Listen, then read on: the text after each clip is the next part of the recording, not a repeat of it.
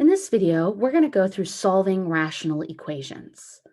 So to solve rational equations, we're going to multiply by the LCD to cancel all denominators, and then we're going to solve. It's really important when we're solving a rational equation, we need to always check our answer because sometimes the answers won't actually work. We might get two answers and one of them works. We might get one answer and it doesn't work. So we're going to always check our answer. And what we're really going to do is make certain that our answer doesn't give us 0 in the denominator. Now, this very first problem we're doing doesn't even have any variables in the denominator. It's kind of a problem reminiscent of something you might have worked on prior to this class. But we're going to use this technique to do the problem. So what I'm going to do is I'm going to find the LCD for all three of the fractions. So for the 4 and the 6, that's going to be 12. And I'm going to multiply every term by 12, every single fraction. Squeeze that 12 in there. Okay. Now what I'm going to do is I'm going to reduce the fraction, the denominator, with the 12. So this very first fraction here, 4 goes into 12 3 times. And I'm left with a 3 and an x. The second fraction, 6, goes into 12 2 times, and that leaves me with 2x. This last fraction, 4, goes into 12 3 times, and I'm just left with a 3. And I brought down the minus and the equal sign. And now I'm just going to solve like normal. So that's going to give me x. When I subtract 3x minus 2x equals 3, and it's done. All right. Now, there's no need to check this one. I don't have any variables in the denominator, but if I wanted to, I could just plug in 3 everywhere I see x. That's what I mean by the checking, right? You plug that in, and I get 3/4 minus 3/6 equals 1/4. And to solve that, you would need a common denominator to make sure that it works, which we happen to know is in fact 12. So that would be 9/12 minus 6/12, which 9 minus 6 is going to be 3/12, which reduces to 1/4. Okay, so it works. But this was not the purpose of checking your answer. We won't really need to go through this process when we're checking. What we're going to really do is focus on making sure we don't get zeros in the denominator. Let me show you an example where that might happen. Oh, no, this is another one with numbers only. Okay. Again, let's go through the process. Actually, same two denominators. So LCD is going to be 12 again. And I'm going to multiply everything by 12, including the thing that doesn't have a fraction. That 3x is going to get multiplied by 12 as well. So the 6 is going to reduce with the 12, and that's going to leave me with 2, which I'm going to multiply or distribute into that 2x minus 9. Here, I'll take an extra step to do that. The second term, there's nothing to cancel. The 12 doesn't reduce with any fraction, so it's just going to be 36x. And the last term, the 4 is going to reduce with the 12 to give me 3. And I have a 3 times 3, which is 9. Okay, so let me come over here and distribute. This 2 is going to give me 4x minus 18 equals 36x minus 9. Okay, so let's go ahead and I'm going to subtract 4x, which will give me negative 18 equals 32x. And then I'm going to minus 9, which is going to give me 27 equals 32x. And here I'm going to come up over here because I'm running out of space. I'll divide both sides by 32. And actually, that's going to be the answer, 27 over 32. I'm not going to check this because just as I said earlier, really the checking is to make sure we don't get any sort of zeros in the denominator. And in this problem, we have no variables in the denominator, so I don't have to worry about that. I have a 6 and a 4 in the denominator. Clearly, none of those are going to be 0. This one, here we go, has actual variables in the denominator. So this one is an example where I am going to want to make sure to check the answer. Okay, before I do that though, I'm going to need to factor this middle denominator right here. So that I can use the x method on. And that's going to be, let's see here, I'm going to do this actually. Negative 16 and negative 6. So two numbers that multiply to be negative 16, but add to be negative 6 is negative 8, positive 2. Okay, so here, I'm going to rewrite this. So 5 over x plus 2 plus 2 over x minus 8 times x plus 2 equals negative 4 over x minus 8. Okay, well, that worked out nicely because that happened to factor into the other two denominators. So that's my LCD. X minus 8, x plus 2. So I'm going to multiply everything by x minus 8, x plus 2, so that I can cancel things. X plus 2, x minus 8, x plus 2. All right.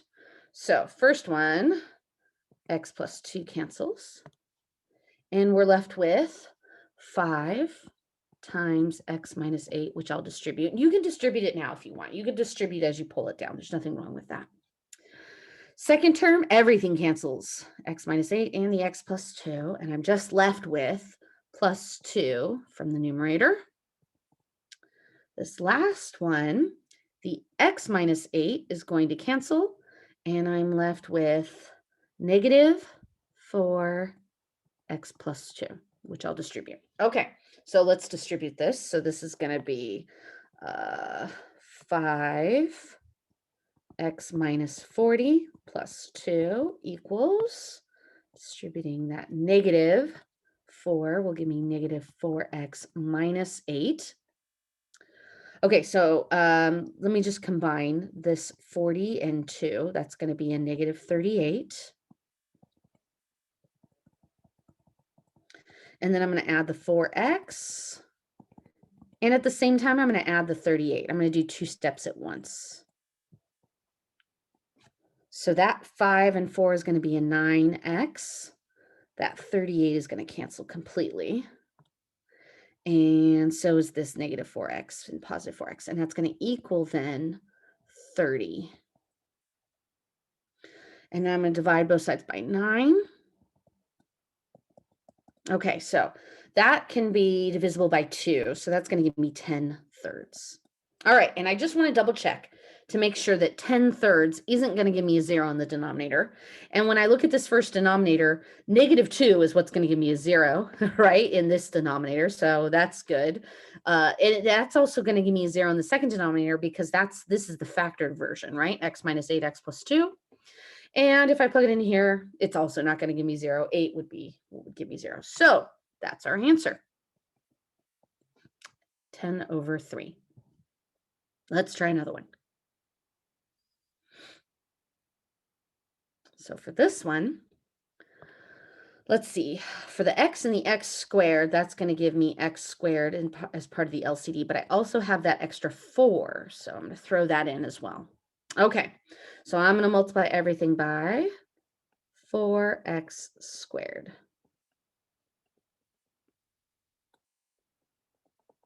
And cancel.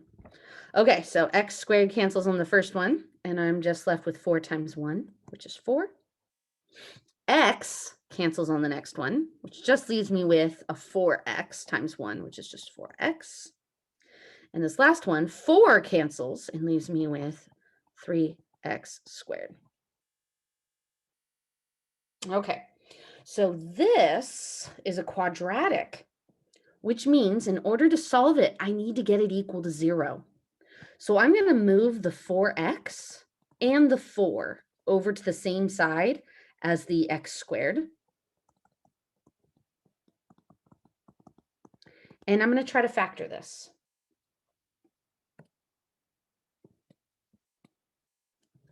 So at the top of the x is going to be negative 12. Bottom of the x is negative 4. So two numbers that multiply to be negative 12 but add to be negative 4 is negative 6 and 2. But I can't use my shortcut because there's a 3 in the front. So I'm going to factor using grouping. I'm just going to leave the equals equals 0 over there. Okay, so this becomes negative 6x plus 2x minus 4. So I can factor 3x out of the first group, and that leaves me with x minus 2. I can factor a 2 out of the second group, and that leaves me with x minus 2. So I'm left with 3x plus 2 times x minus 2, all equal to 0. Here, I'm going to rewrite it up over here, but this time I'm just going to put the 0 on the right-hand side because that really doesn't matter which side it's on. Okay, and now you might remember this is where we set the two things equal to 0 to solve. So that's going to be 3x equals negative 2 divided by 3. So x equals negative 2/3. There's my first one. And over here, I'm going to get x equals 2. Okay, so now I'm going to check them, make sure they work. And here, let me go ahead and erase what I had when I started. So if I plug 2/3 in the denominator, not a problem. If I plug 2 in the denominator, not a problem. I'm good. So both of them are answers that work in this problem. All right, let's try another one. So for this one, I'm going to need to factor. Again, let's factor that one. So this is going to be x over x minus 3. I'll just rewrite the first two, plus 2x over x plus 3 equals, okay, so that factors into x plus 3, x minus 3, which is going to be our LCD, since that makes up the other two denominators. How convenient. Okay, multiplying everything by the lowest common or least common denominator.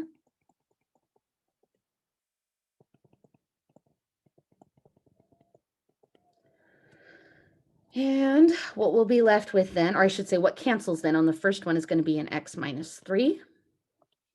And that's going to leave me with x times x plus 3. Second term, x plus 3 cancels. And that leaves me with 2x